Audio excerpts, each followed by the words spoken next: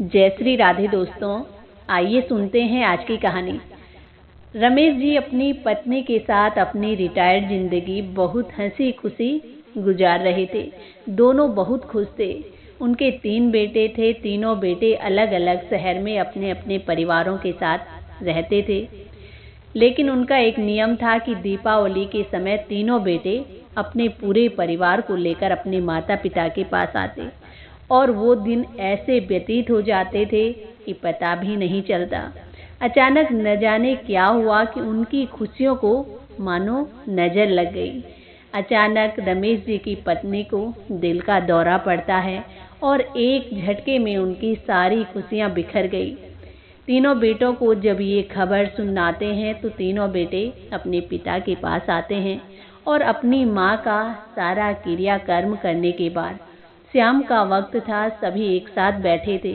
तभी छोटी बहू ने बात उठाई कि बाबूजी, अब आप भी यहाँ अकेले कैसे रह पाएंगे और क्या करेंगे आप अकेले। आप एक काम कीजिए कि आप भी हमारे साथ चलिए।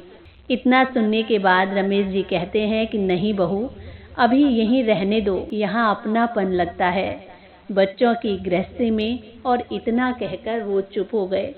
उनकी आंखों से आंसू निकलने लगे। बड़ा पोता कुछ कहने ही वाला था कि उन्होंने उसे भी कुछ इशारा करके चुप करा दिया।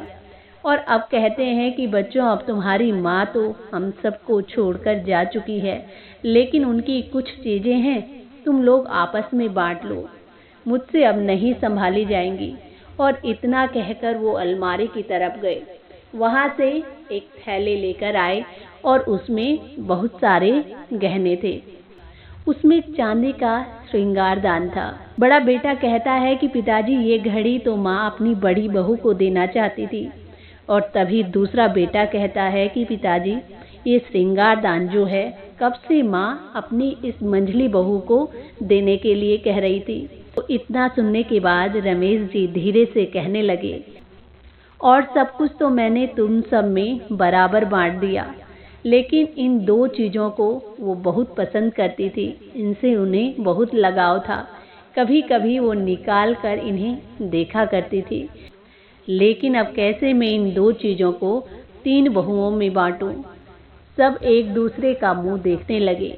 तभी मंझला बेटा बड़े संकोच के साथ कहने लगा कि पिताजी, ये श्रृंगारदान तो माँ अपनी इस मंझली बहू को ही देना चाहती थी, पर समस्या तो बनी ही थी। वो मन ही मन सोच रहे थे कि दोनों बहुओं को मैं ये दे दूं तो अपनी छोटी बहू को क्या दूंगा।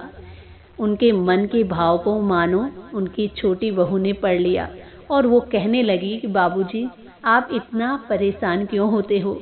मुझे लगता है कि आप मेरे ही बारे में सोच रहे हैं। आप श्रृंगारदान और घड़ी दोनों को दे दो। माँ जी भी तो यही चाहती थी। तभी रमेश जी कहने लगे कि बेटा, ठीक है, मैं ये 2 चीज़ें दोनों बहुओं को दे दूं, लेकिन समझ में नहीं आ रहा है कि मैं तुम्हें क्या दूं। तो वो कहने लगी कि आपके पास एक और अनमोल चीज़ है और वो माँ जी मुझे ही देना चाहती थी। और इतना सुनने के बाद सबके मुंह खुले के खुले रह गए। सब हैरान हो गए कि न जाने वो कौन सी चीज़ है। दोनों बहुएं तो हैरान और परेशान हो गई। वो सोचने लगी कि माँ जी ने न जाने अपनी छोटी बहू के लिए ऐसा कौन सा खजाना रखा है। और अब सबकी हैरानी और परेशानी को देखकर छोटी बहू मुस्कुराकर कहने लगी कि बाबूजी, वो अनमोल चीज़ आप हैं। और इतना सुनकर फिर से रमेश जी की आंखों में आंसू आ गए। वो कहने लगी कि पिछली बार जब मैं आई थी तो माँ जी ने मुझसे कहा था कि मेरे बाद अपने बाबूजी की देखरेख तुम्हारे जिम्मे है, तुम ही उनकी सेवा करोगी। बस आप उनकी इस इच्छा का पालन करें और हमारे साथ चलें। हमें अपनी सेवा का मौका दीजिए। अपनी छोटी बहू के मुंह से ऐसी बातें सुनकर, ऐसा निस्वार्थ भाव देखकर रमेश जी को बहुत खुशी हुई। लेकिन वो अभी उनके साथ गए तो नहीं, लेकिन उनकी बातें सुनकर उन्हें बहुत अच्छा लगा। जिस दिन बच्चे जिम्मेदारियों को भी जायदाद के साथ बांटने लगेंगे, उस दिन परिवार के हिस्से होना बंद हो जाएंगे। अधिकार और कर्तव्य के साथ साथ परिवार के सभी सदस्यों को अपने कर्तव्य का भी ध्यान रखना चाहिए। हमारा घर की किस वस्तु पर कितना अधिकार है उसका ज्ञान तो है, लेकिन अपने कर्तव्यों का ज्ञान भी होना बहुत जरूरी है। जिस दिन परिवार के सभी सदस्यों को इसका ज्ञान होगा तो कभी भी परिवार टूटेगा नहीं, परिवार में एकता बनी रहेगी और परिवार हंसी खुशी हर दुख सुख एक साथ बांट लेगा।